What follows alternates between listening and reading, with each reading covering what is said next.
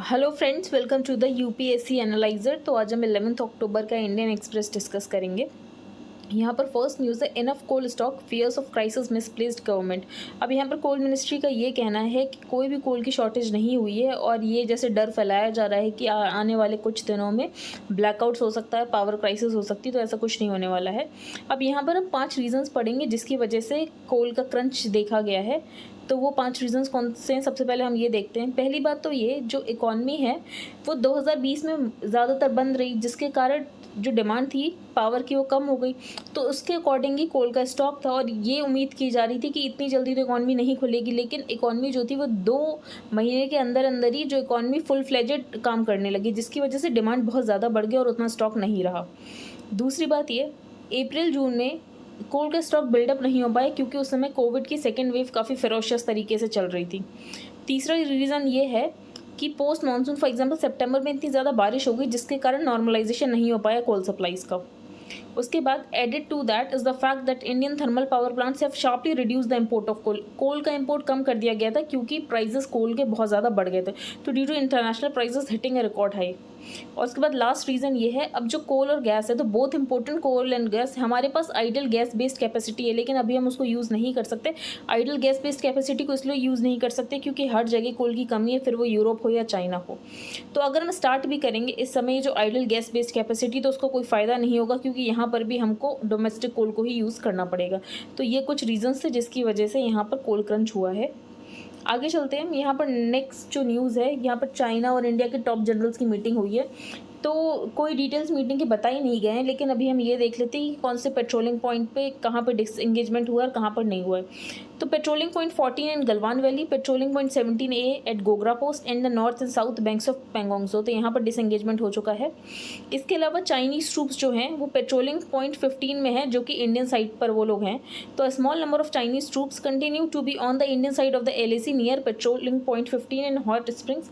और देपसांग प्लेन में भी जो चाइना है वो इंडिया, जो इससे पहले पेट्रोलिंग पॉइंट जहाँ पर इंडिया एक्सेस करता था वो इंडिया को एक्सेस नहीं करने दे रहा है।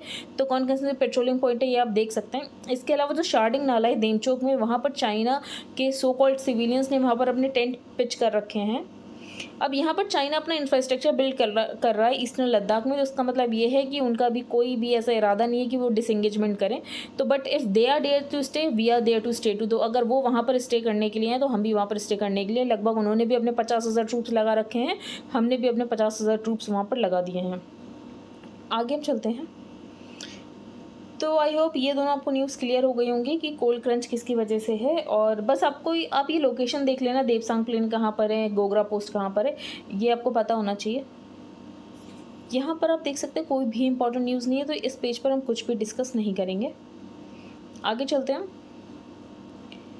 अब मालाबार एक्सरसाइज, तो मालाबार एक्सरसाइज में कौन कौन से कंट्रीज़ पार्टिसिपेट करते हैं, तो बेसिकली जो 4 क्वाड मेंबर्स हैं वही पार्टिसिपेट करते हैं। तो 4 quad members India, US, Japan, Australia, तो यही कंट्रीज़ मालाबार एक्सरसाइज में पार्टिसिपेट करते हैं। और जो मालाबार एक्सरसाइज का सेकंड फेज़ है वो बे ऑफ बंगाल में होने वाला है, अक्टूबर 12 से लेकर अक्टूबर 15 तक। और इंडिया की नेवी में से पार्टिसिपेट करेगा INS रणविजय। इससे पहले जो फेज़ 1 हुआ था वो फिलीपींस में हुआ था। आगे चलते हैं। अब यहाँ पर स्टडी की गई है जिसमें ये पता चला है कि हीट वेव्स उन रीजन्स में देखने को मिल रहा है जहाँ पर पहले देखने को नहीं मिलता था। तो recent analysis by the Mahamana Centre of Excellence in Climate Change Research at Banaras Hindu University in collaboration with the Department of Science and Technology and the Ministry of Earth Sciences, तो इन्होंने ये पाया है कि कैसे हीट वेव्स में एक स्पेशल शिफ्ट देखने को मिला है और ये वेदर इवेंट उस रीजन्स में हो रहा है जिसमें पहले नहीं हुआ करता था। तो heat waves are defined as prolonged episodes of extreme temperature over any region. तो किसी रीजन में काफ़ी ज़्यादा टाइम तक जो टेम्परेचर्स हैं वो ज़्यादा रहते हैं, तो वहाँ पर बोलते हैं कि यहाँ पर ये जो रीजन है वो हीट वेव का है। अपार्ट फ्रॉम टेम्परेचर, जो हीट वेव का एक और इंपॉर्टेंट फैक्टर है वो है ह्यूमिडिटी। तो humidity is an important parameter considered for declaring heat related stress. तो यहाँ पर टेम्परेचर, ह्यूमिडिटी, ये 2 इंपॉर्टेंट पैरामीटर्स है जिसकी वजह से किसी रीजन को हीट वेव वाला डिक्लेयर किया जाता है। तो यहाँ पर स्टडी की गई लगभग 65 सालों की, 1951 से लेकर 2016 तक, जिसमें मैप किया गया कि कहाँ कहाँ हीट वेव्स देखने को मिले हैं। तो इन्होंने सीजनल, डेकेडल, लॉन्ग टर्म हर तरीके से यहाँ पर मैप की, जिसमें इनको ये पता चला है कि 3 prominent heat wave prone regions हैं, नॉर्थ वेस्टर्न, सेंट्रल और साउथ सेंट्रल इंडिया, जिसमें से हाईएस्ट जो हीट वेव्स होते हैं वो होते हैं वेस्ट मध्य प्रदेश में। Both heat waves and severe heat waves are increasing. तो हीट वेव्स और सीवियर हीट वेव्स दोनों ही बहुत ज़्यादा तेज़ी से बढ़ रही हैं और ऐसी नई लोकेशंस पर बढ़ रही है जहाँ पर पिछले 20 सालों में नहीं हुआ करती थी हीट वेव्स। आगे चलते हैं। इंटरेस्टिंगली जो हीट वेव्स डिक्रीज हुई है, तो एक्चुअली हीट वेव्स डिक्रीज भी हुई हैं, तो जो डिक्रीज हुई हैं वो हुई हैं ईस्टर्न रीजन में, that is gangetic West Bengal. तो वेस्ट बंगाल में -0.13 इवेंट्स पर ईयर, तो यहाँ पर जो हीट वेव्स है वो डिक्रीज हुई हैं। इसके अलावा सदर्न स्टेट्स में जहाँ पर पहले हीट वेव्स नहीं हुआ करती थी, अब सदर्न स्टेट्स में भी हीट वेव्स देखने को मिल रही हैं। इसके अलावा हीट वेव से मरने वाले लोगों की संख्या भी बढ़ गई है। दो एलिमेंट्स जिसकी वजह से हीट वेव कंडीशन एक्सरबेट हुई है वो है कि नाइट टाइम में जो टेम्परेचर है वो ज़्यादा होता है। अब नाइट टाइम में जब टेम्परेचर ज़्यादा होता है तो हीट डिस्चार्ज नहीं हो पाता, और दूसरी बात ह्यूमिडिटी लेवल्स बढ़ गए हैं। तो ये न्यूज़ आपको क्लियर हो गई होगी। अब हम आगे चलते हैं। यहाँ पर कोई इंपॉर्टेंट न्यूज़ नहीं, ये आर्टिकल हम डिस्कस नहीं करेंगे। ये यही है कि अब एयर इंडिया को टाटाज ने खरीद लिया, तो टाटाज को अब क्या करना चाहिए क्या नहीं करना चाहिए, तो ये हमारे लिए बिल्कुल इंपॉर्टेंट नहीं है, आप कहीं भी इसको कोट नहीं कर सकते। और ये जो नेक्स्ट आर्टिकल है यूके के ऊपर है। तो कॉस्ट ऑफ लिविंग क्राइसिस है यूके गवर्नमेंट ऑन डिफेंसिव। तो कॉस्ट ऑफ लिविंग जो बढ़ गई है वहाँ पर यूके गवर्नमेंट को क्या करना चाहिए क्या नहीं करना चाहिए, कंजर्वेटिव पार्टी क्या कर रही है, लेबर पार्टी क्या कर रही है, हमारे लिए कोई लेना देना नहीं है। ये आर्टिकल हम 2 बार डिस्कस कर चुके हैं। ये कॉर्बेट नेशनल पार्क पे है। जो कॉर्बेट नेशनल पार्क है उसका नाम रामगंगा नेशनल पार्क करने की बात की जा रही है, तो उस पर ही है कि नहीं करना चाहिए करना चाहिए। तो बस हम कुछ फैक्ट्स फिर से देख लेते हैं। तो 1936 में इंडिया का पहला नेशनल पार्क को नाम रखा गया था after Malcolm Hailey, and then governor of the United Provinces. After independence it was renamed Ramganga. उसके बाद इसका नाम रामगंगा रख दिया गया था, क्योंकि जो रिवर फ्लो होती है थ्रू द पार्क उसका नाम रामगंगा है, इसलिए इसका नाम रामगंगा रख दिया गया था। फिर 1956 में इसका नाम जिम कॉर्बेट रख दिया गया। जिम कॉर्बेट इसलिए रख दिया गया क्योंकि उस समय जो यूपी के चीफ मिनिस्टर थे गोविंद बल्लभ पंत, उनका ऐसा था कि यहाँ पर इसका नाम कॉर्बेट नेशनल पार्क रख देना चाहिए, तो रख दिया गया। जो जिम कॉर्बेट थे, कल उनकी स्टोरी भी आई थी, कल नहीं एक्चुअली परसों आई थी, कि वो कैसे इंसान थे, उन्होंने क्या क्या अपनी ज़िंदगी में काम किया। तो after Jim Corbett the hunter turned naturalist whose name had by then became part of the forest lore, a rare instance of a public place being named from an Englishman after independence।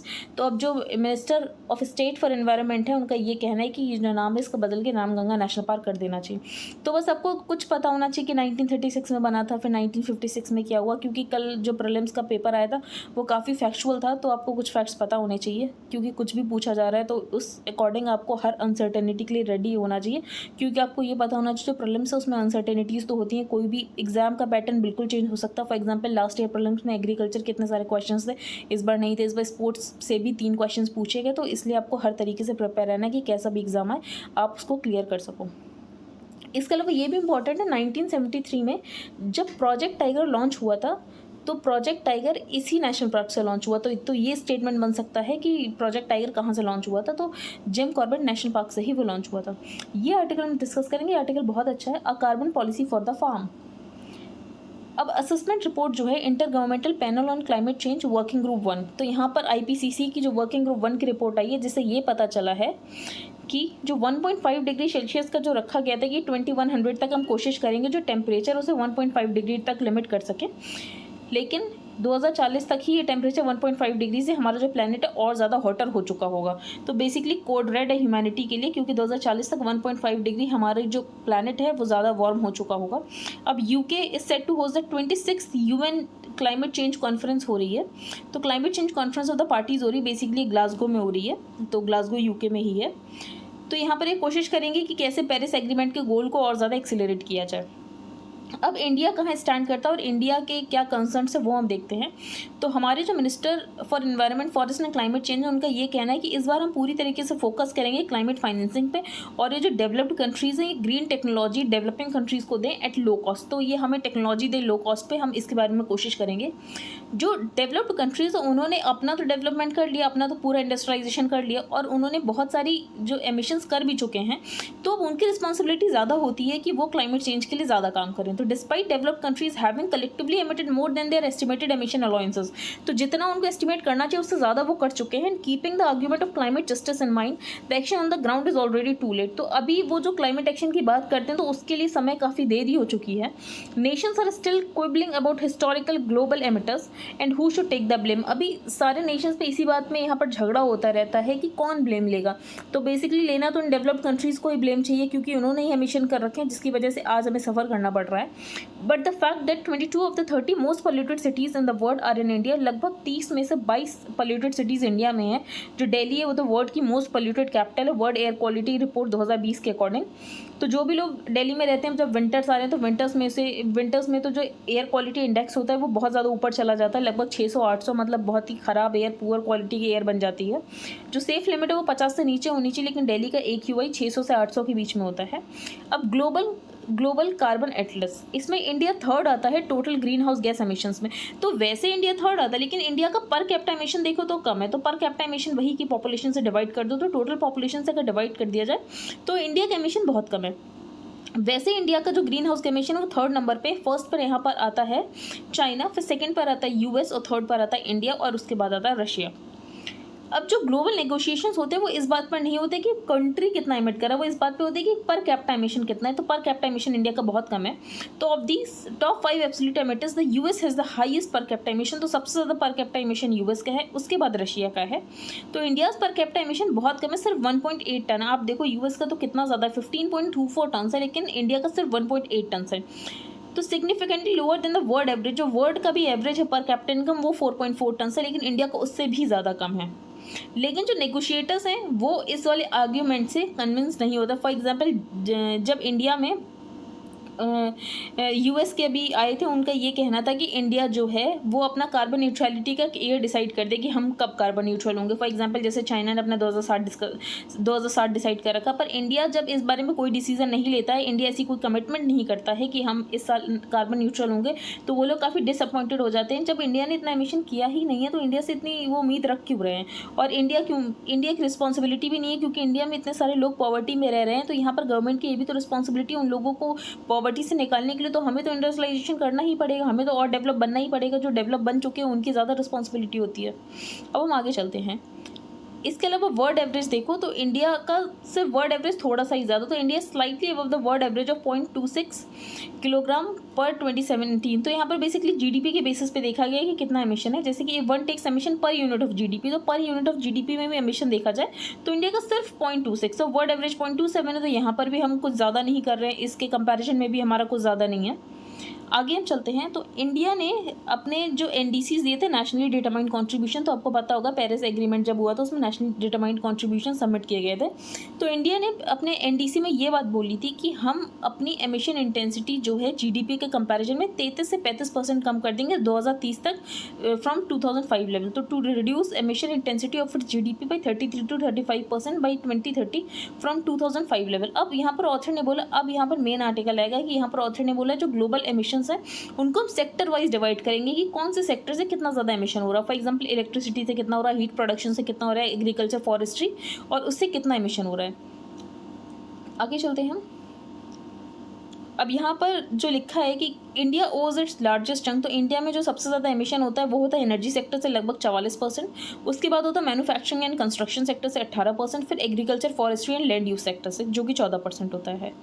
जो agriculture से total emissions जो है, तो total emissions तो हमारे agriculture से decline हुए। 28% agriculture से एमिशन होता था 1994 में, लेकिन अब 14% होता है 2016 में। लेकिन अगर एब्सोल्यूट टर्म्स में देखो तो एग्रीकल्चर से एमिशन बढ़ा ही है। तो पहले 650 मेट्रिक टन CO2 अब 2018 में एमिट हो रही है। तो यहाँ पर एब्सोल्यूट में बढ़ा है, लेकिन वैसे देखा जाए परसेंटेज टर्म्स में तो डिक्लाइन हुआ है। तो एग्रीकल्चर एमिशन जो होता है इंडिया में तो मेनली लाइव स्टॉक सेक्टर से होता है। तो मीथेन एमिशंस होता है। फॉर एग्जाम्पल आपको पता है लाइव स्टॉक जो है उनकी वजह से मीथेन एमिशंस होते हैं। इसके अलावा जो फर्टिलाइज़र यूज़ किए जाते हैं तो फर्टिलाइज़र की वजह से नाइट्रस ऑक्साइड जो होती है वो एमिट होती है। तो यहाँ पर ये दो मेन फैक्टर्स हैं जिसकी वजह से एग्रीकल्चर में एमिशंस देखने को मिले हैं। राइस कल्टीवेशन से 17.5% यहाँ पर एमिशन होता है। इसके अलावा लाइव स्टॉक मैनेजमेंट से 6.9% होता है और burning of crop residues basically stubble burning से 2.5% होता है। तो यहाँ पर आपको ये पूरा डेटा पता होना चाहिए ताकि आप अगर आप मेंस दे रहे हो, तो अगर नहीं भी दे रहे हो तो मेंस की प्रिपरेशन का बहुत इंपॉर्टेंट समय होता है कि आप अभी मेंस की प्रिपरेशन करो तो ये सारे डेटा कोड कर सकते हो कि एग्रीकल्चर एमिशंस इंडिया में किससे कितना ज़्यादा होता है। For example live stock sector से कितना होता है, फर्टिलाइज़र यूज़ करने से कितना होता है और क्रॉप रेसिड्यू को बर्न करने से कितना होता है। तो कार्बन पॉलिसी एग्रीकल्चर के लिए होना बहुत ज़रूरी है। तो carbon policy for agriculture must aim, तो यहाँ पर जो कार्बन पॉलिसी होनी चाहिए वो एम करे कि हमें सिर्फ अपने एमिशंस कम नहीं करने बल्कि कार्बन क्रेडिट जैसा एक सिस्टम बनाना है ताकि कोई भी फार्मर्स अगर ज़्यादा कार्बन क्रेडिट अर्न करे तो उसको ग्लोबली ट्रेड कर सके। जो वर्ल्ड की लार्जेस्ट लाइव स्टॉक पॉपुलेशन है वो इंडिया में, तो with the world's largest livestock population 537 million, तो इंडिया को बेटर फीडिंग प्रैक्टिस करने की ज़रूरत है ताकि हम स्मॉलर नंबर ऑफ केटल्स में ज़्यादा प्रोडक्टिविटी कर सकें। जो राइस कल्टीवेशन है, तो राइस कल्टीवेशन से भी काफ़ी ज़्यादा मीथेन इमिशंस होते हैं, तो यहाँ पर हम क्रॉप डाइवर्सिफिकेशन कर सकते हैं कि जो फार्मर्स हैं वो राइस के अलावा और भी क्रॉप्स को उगाएं। अब यहाँ पर आपको पता है कि बहुत अलग अलग टाइप का यहाँ पर राइस अब हो गए हैं, जैसे कि डायरेक्ट सीडेड राइस जिसमें इतना ज़्यादा आपको पूरे पानी भरने की ज़रूरत नहीं पड़ती है। इसके अलावा alternative wet and dry practices can reduce the carbon footprint on rice fields. लेकिन रियल सोल्यूशन यही है कि फार्मर्स जो है वो स्विच कर जाएं फ्रॉम राइस टू मेज और other less water guzzling crops, कि हम और कम वाटर गजलिंग क्रॉप्स में यहाँ पर स्विच कर जाएँ। इसके अलावा जो कॉर्न है उसकी वजह से हम इथेनॉल भी बना सकते हैं। अगर हम इथेनॉल बनाएंगे तो क्रूड ऑयल पे हमारी जो डिपेंडेंस है वो कम हो जाएगी, तो उससे भी हमारा कार्बन फुटप्रिंट कम होगा। तो यहाँ पर अगर फार्मर्स जो है वो कॉर्न पे स्विच करेंगे तो उसके यहाँ पर दो हमें फ़ायदे मिल सकते हैं। इसके अलावा एक ऐसा सिस्टम डिवाइस करने की ज़रूरत है, अगर फार्मर्स जो है वो राइस के अलावा अगर किसी और क्रॉप की तरफ जाते हैं, डाइवर्सिफाई करते हैं, तो उनको रिवॉर्ड करें। अगर हम उनको रिवॉर्ड करेंगे तो एक्चुअली हमारे लिए विन विन सिचुएशन है। तो if we can devise a system for rewarding farmers for this switch by making corn more profitable than paddy, तो अगर हम कॉर्न को पैडी से ज़्यादा प्रॉफिटेबल बना दें तो विन विन सिचुएशन हो जाएगी। इसके अलावा ग्लोबल कार्बन मार्केट्स बनाने की ज़रूरत है, तो इंडिया को जो कार्बन क्रेडिट्स फार्मर्स करेंगे तो उनको कैसे एडजस्ट किया जा सकता है, तो इसके लिए एक सिस्टम बनाने की ज़रूरत है। इसके अलावा एग्रीकल्चरल सॉइल्स, जैसे कि मैंने आपको बताया जो फर्टिलाइजर यूज़ होते हैं उसकी वजह से भी एमिशन होता है, उसकी वजह से जो N2 है वो एमिट होती है। तो इसको कैसे कम कर सकते हैं, तो जो ग्रेनुलर फर्टिलाइजर है जिस पे जो सरकार है वो सब्सिडी देती है, तो यहाँ पर फर्टिगेशन का मेथड, फॉर एग्जाम्पल जो सल्यूबल फर्टिलाइजर्स उनको यूज़ किया जाए तो यहाँ पर एमिशन कम हो सकते हैं। इसके अलावा आपको ये पता है फर्टिलाइजर की वजह से यूट्रोफिकेशन भी होता है। तो an alternative for better and efficient fertiliser use would be to promote fertigation, तो यहाँ पर फर्टिगेशन प्रमोट करने की बात की गई है, मतलब जो सल्यूबल फर्टिलाइजर्स है उनको देने की बात की गई। अगर सल्यूबल फर्टिलाइजर्स यूज़ होंगे तो यहाँ पर अपने आप ही एमिशन कम हो जाएगा। तो आई होप आपको ये आर्टिकल समझ आ गया हो, आप इसका थोड़ा डेटा कोड कर लेना, और इसके अलावा आपको सोल्यूशन पता होने चाहिए कि यहाँ पर वाटर गजलिंग क्रॉप से हम कॉर्न की तरफ मूव कर सकते हैं, फर्टिगेशन के मेथड यूज़ कर सकते हैं। आगे हम चलते हैं। ये जो पेंडोरा पेपर्स से जो भी यहाँ पर डेटा पता चला, तो यहाँ पर कैसे हमें टैक्स लीक को फिक्स करना है तो ये ऑथर ने बताया, तो हम थोड़ा आर्टिकल देख लेते हैं। तो इससे पहले आपको ये पता होगा 2016 में पनामा पेपर्स की लीक पता चली थी, फिर पैराडाइज पेपर्स हुआ। तो पनामा पेपर्स और पैराडाइज पेपर्स के बाद ही यहाँ पर लोगों को ये बात पता चल चुकी थी, पब्लिक का परसेप्शन बन चुका था कि ये जो अमीर लोग हैं ये जितना इनको टैक्स देना चाहिए ये नहीं देते हैं। तो the Panama papers and the paradise papers had marked a significant shift in the public perception, तो पब्लिक का परसेप्शन बदल चुका था, पब्लिक को पता चल चुका था कि ये जो अमीर लोग हैं अपना फेयर शेयर ऑफ टैक्स नहीं देते हैं। तो इसके बाद सरकार पे भी थोड़ा प्रेशर बनाया गया बाय द पब्लिक कि वो कुछ करें। तो सरकार ने क्या किया, थोड़ा अपने टैक्स ट्रांसपेरेंसी में क्लैम्प डाउन करना शुरू किया। जो भी शेल कॉर्पोरेशंस हैं जिन्होंने भी अपनी शेल कंपनीज बाहर बना रखी हैं, इंडिया में ही बना रखी हैं, और लो टैक्स हेवंस में ज़्यादातर ऐसी शेल कंपनीज बनाई जाती हैं। तो शेल कंपनीज वो होती हैं जो एक्चुअली प्रोडक्शन कुछ नहीं करती, वो सिर्फ ऑन द पेपर एग्जिस्ट करती हैं, वो सिर्फ टैक्स को बचाने का काम करती है। तो उनके ऊपर क्लैम्प डाउन किया गया बाय द गवर्नमेंट। इसके अलावा टैक्स ट्रांसपेरेंसी को इम्प्रूव किया गया और एंटी अवॉइडेंस मेजर्स लेकर आए गए। तो इंडिया में भी गार आया था, आपको पता होगा, जनरल एंटी अवॉइडेंस रूल्स। उसके बाद इंडिया ने ऐसे करके क्या किया, लगभग ये जो पेपर्स लीक हुए थे, पेपर से जब इन्फॉर्मेशन लीक हुई थी तो उसके बाद जब इन्वेस्टिगेशन की गई तो लगभग 20,352 करोड़ रुपए इंडिया ने रिकवर किए। ठीक है, लेकिन उसके बाद भी अभी हम देख रहे हैं फिर से और नए तरीके के लूप होल्स यूज़ किए जा रहे हैं by the rich and the elites over the years. International initiative, अब इसके बाद इंटरनेशनल इनिशिएटिव भी लिया गया। फॉर एग्जांपल आपको पता होगा OECD का बेस इरोजन और प्रॉफिट शिफ्टिंग का एक सिस्टम है, तो बेस इरोजन और प्रॉफिट शिफ्टिंग। लेकिन जो OECD ने एक कॉमन रिपोर्टिंग स्टैंडर्ड जो इंट्रोड्यूस किया उसमें कंट्रीज़ बेसिकली पार्टनर बने, कंट्रीज़ ने इस फ्रेमवर्क में आए। इस फ्रेमवर्क में ये है कि जो कंट्रीज़ है वो एक दूसरे से इन्फॉर्मेशन शेयर करेंगे, फाइनेंशियल इन्फॉर्मेशन जो भी उनके रेसिडेंट्स की हैं। तो the OECD introduce the common reporting standard using which countries could partner better to exchange financial information. तो financial information for example Britain भी इसका पार्टनर हो, इंडिया भी इसका पार्टनर हो। तो जैसे ब्रिटेन में ब्रिटिश वर्जिन आइलैंड्स में इंडियंस की किसी की भी प्रॉपर्टी हो तो यहाँ पर इंडियन गवर्नमेंट जो ब्रिटेन की गवर्नमेंट है उससे इसके बारे में इन्फॉर्मेशन ले ले, तो इन्फॉर्मेशन शेयर करना आसान हो जाए। इसके लिए OECD का फ्रेमवर्क है। अब OECD के फ्रेमवर्क में बहुत सारे कंट्रीज़ ने अभी ज्वाइन नहीं भी किया था, उसमें से एक तो पाकिस्तान है, सॉरी पाकिस्तान नहीं है, द कंस्पिक्यूअस एब्सेंटीज। तो इसमें जो कंस्पिक्यूअस एब्सेंटीज है वो हैं यूनाइटेड स्टेट्स। तो यूनाइटेड स्टेट्स का अपना फटका है, फटका क्या है, to receive information unilaterally on US residents. तो बेसिकली इनका ये है कि ये किसी भी कंट्री से चाहें तो US रेसिडेंट के बारे में इन्फॉर्मेशन निकाल सकते हैं यूनिलेटरली। इसके अलावा फिलीपींस, थाईलैंड, वियतनाम, तो इन कंट्रीज़ ने अभी इसको साइन नहीं किया है, तो इसमें कौन से कंट्रीज़ है आपको पता चल गया। इसके अलावा आपको ये पता होगा एक चीज़ होती है टैक्स इवेजन और एक चीज़ होती है टैक्स अवॉइडेंस। तो टैक्स अवॉइडेंस इलीगल नहीं है, टैक्स इवेजन इलीगल होता है। तो टैक्स अवॉइडेंस का मतलब ये होता है कि आप फाइनेंशियल एक्सपर्ट्स बैठा के किसी तरह अपना जो सिस्टम है, लॉ है, उसी में लूप होल ढूंढ कर कोशिश करें कि आपका टैक्स बच जाए, तो इसको बोलते हैं टैक्स अवॉइडेंस। तो बेसिकली ऑथर ने इस आर्टिकल की समरी में यही बताया, जो टैक्स अवॉइडेंस है उसको भी लॉ में इम्पॉर्मिसिबल बनाने की ज़रूरत है। जो कंट्रीज़ फाइनेंशियल सीक्रेसी बहुत ज़्यादा रखते हैं, तो फाइनेंशियल सीक्रेसी मतलब आपकी इन्फॉर्मेशन किसी को भी नहीं देंगे, तो मेनली वो जो टैक्स हेवन कंट्रीज़ होते हैं, लेकिन इसमें आपको यूएस जैसे कंट्री भी मिल जाएंगे। तो the tax justice network reports that the US rank second in the world. तो फाइनेंशियल सीक्रेसी में जो सेकंड नंबर पे है वो यूएस है, जहाँ तक कि केमन आइलैंड और स्विट्जरलैंड से भी पहले आता है यूएस। तो यूएस इतनी ज़्यादा फाइनेंशियल सीक्रेसी रखता है, बाकी ब्रिटिश वर्जिन आइलैंड्स का तो सबको पता ही है। इसके अलावा जो यूएस बेस्ड ट्रस्ट है उसमें लगभग $1 बिलियन से ज़्यादा असेट्स जो हैं वहाँ पर रखे गए हैं। इससे पहले तो सिर्फ ऑफशोर कंपनीज बनाई जाती थी, लेकिन अब तो पूरा एकदम ट्रस्ट सेटअप किया जाता है, पूरी तरीके से मेज़ बना दिया गया है कैसे मनी को लॉन्डर किया जा सके, कैसे टैक्स को बचाया जा सके। आगे हम चलते हैं।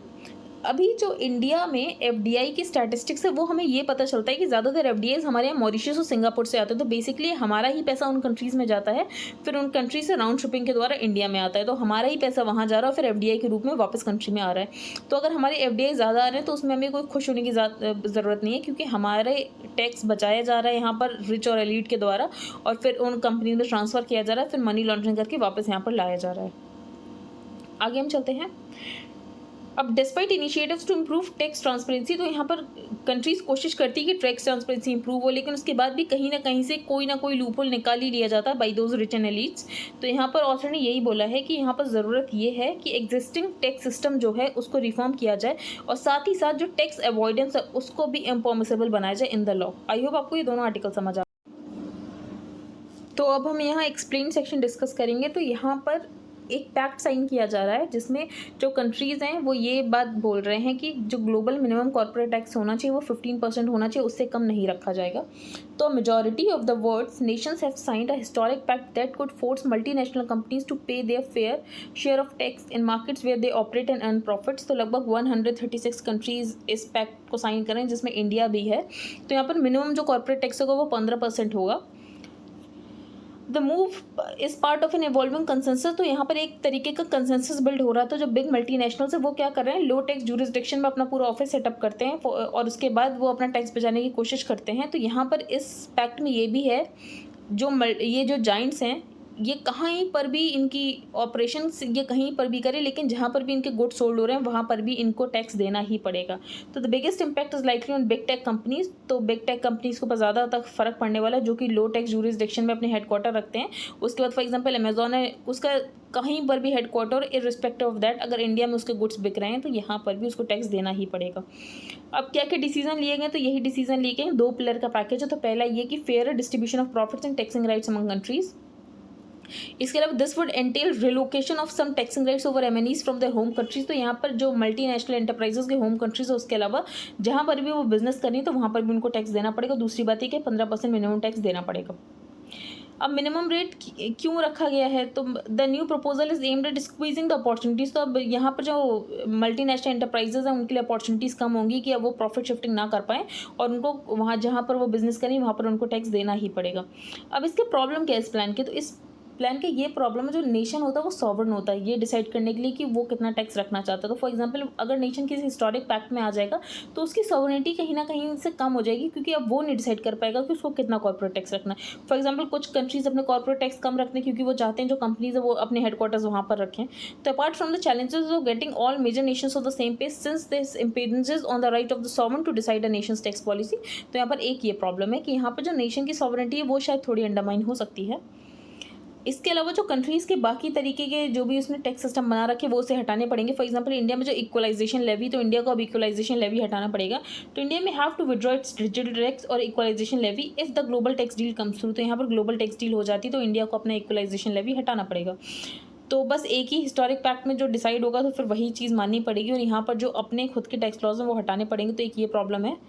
आगे हम चलते हैं। तो ये फादर ऑफ पाक बॉम्ब यहाँ पर AQ खान की डेथ हो गई है, लगभग 85 ईयर्स के थे। तो डॉक्टर अब्दुल कादिर खान, इनको माना जाता है कि ये जो न्यूक्लियर पावर जो मिली है, न्यूक्लियर वेपन जो बना पाया पाकिस्तान, वो उनकी वजह से ही बना पाया। तो doctor Abdul Qadir Khan, who died in Islamabad on Sunday of covid related complications at age 85, was revered in Pakistan as the father of the country's atom bomb. तो न्यूक्लियर बॉम्ब का इनको फादर माना जाता है, पर इनके बारे में कंट्रोवर्सी भी है, तो हम कंट्रोवर्सी नहीं पढ़ेंगे कि ये कैसे इन्होंने सेंट्रीफ्यूजेस के कुछ पार्ट्स बेच दिए थे to Libya, North Korea, Iran, ये हम नहीं पढ़ेंगे। अब नेक्स्ट स्टेट कर्नाटका ने कर्नाटका पुलिस एक्ट को अमेंड किया है, जिसमें हर तरीके की गैम्बलिंग को इंक्लूडिंग ऑनलाइन गैम्बलिंग को यहाँ पर बना दिया गया है कॉग्निजेबल और नॉन बेलेबल ऑफेंस। इससे पहले तमिलनाडु ने भी एक ऐसा एक्ट पास किया। अब इसलिए एक्ट को अमेंड करने की ज़रूरत पड़ी क्योंकि यहाँ पर जब पुलिस है, जब भी वो गैम्बलिंग डेंस को रेड करती थी, तो यहाँ पर हाई कोर्ट का ये ऑर्डर है कि वो ऐसे रेड नहीं कर सकते बिना रिटन ऑर्डर फ्रॉम रजिस्ट्रेट, क्योंकि जो गैम्बलिंग है वो नॉन कॉग्निजेबल और बेलेबल ऑफेंस है। इसीलिए यहाँ पर अमेंड करके गैम्बलिंग को बना दिया गया कॉग्निजेबल और नॉन बेलेबल ऑफेंस। इसके अलावा हर टाइप की गैम्बलिंग को बैन कर दिया गया है एक्सेप्ट रेसिंग एंड लॉटरीज। इसके अलावा गेम ऑफ स्किल, जिसमें थोड़ी गेम ऑफ स्किल और गेम ऑफ चांस दो अलग चीज़ें होती हैं। तो पहले गेम ऑफ स्किल जो था वो बैन नहीं था, लेकिन अब गेम ऑफ स्किल को भी ऑफेंस बना दिया गया as well as game of chance को भी यहाँ पर ऑफेंस बना दिया गया है। आगे हम चलते हैं। इसमें ताइवान वाली आपको न्यूज़ पता ही होगी, प्राटास आइलैंड में यहाँ पर चाइना इंकर्जन कर रहा था। अब चाइना ये कह रहा है कि ताइवान को हम चाइना में मिलाकर ही रहेंगे। अब आपको ये पता होगा 2003 में यूएस ने इन्वेट किया था इराक को। अब यूएस ने जब इन्वेट किया था इराक को, तो वहाँ पर ये डेमोक्रेटिक सेटअप लेकर आए थे, लेकिन उसके बाद भी जो ये डेमोक्रेटिक सेटअप लेकर आए थे, लोगों का कोई भरोसा नहीं है उस डेमोक्रेसी में। लोग यहाँ पर वोट करने आ ही नहीं रहे हैं, तो वोटर टर्नआउट बहुत कम है। अब वोटर टर्नआउट क्यों कम है? क्योंकि जो इराकी एक्टिविस्ट हैं वो स्ट्रीट्स पर उन्होंने प्रोटेस्ट किया था 2019 में, ये कहते हुए कि बहुत ज़्यादा करप्शन है, मिसमैनेजमेंट किया जाता है बाय द पॉलिटिकल एस्टेब्लिशमेंट। इसीलिए उन्होंने क्या किया है, इलेक्शंस को बॉयकॉट किया है। आगे चलते हैं। इस पेज पर कोई भी इंपॉर्टेंट न्यूज़ नहीं इकॉनमी में, ये भी बस हम पढ़ लेते हैं। तो अब ये बीएसएनएल जो है, तो अब 4G नेटवर्क बीएसएनएल में शुरू हो चुका है। अब 4G नेटवर्क जब शुरू हो गया है, तो यहाँ पर टाटा कंसल्टेंसी सर्विसेज के साथ इन्होंने इक्विपमेंट को टेस्ट किया। तो state run telco which has been ailing due to high debt, तो बीएसएनएल के काफ़ी ज़्यादा डेट हैं, तो अब ये डिप्लॉय करने वाले हैं पैन इंडिया 4G नेटवर्क। तो गवर्नमेंट ने बेसिकली कर्व कर दिया था कि कोई भी टेलीकॉम इक्विपमेंट चाइना से नहीं खरीदा जाएगा। तो उसके बाद से हम देख रहे हैं कि हमारा इंडिजिनस 4G भी बिल्ट हो रहा है। तो ये एक आत्मनिर्भर में एक नया हमारे लिए वृद्धि है। आई होप तो आज का न्यूज़पेपर बस इतना ही। आई होप आपको आज का न्यूज़पेपर समझ आया हो। If you like the video then please like, share and subscribe. Thank you and have a nice day.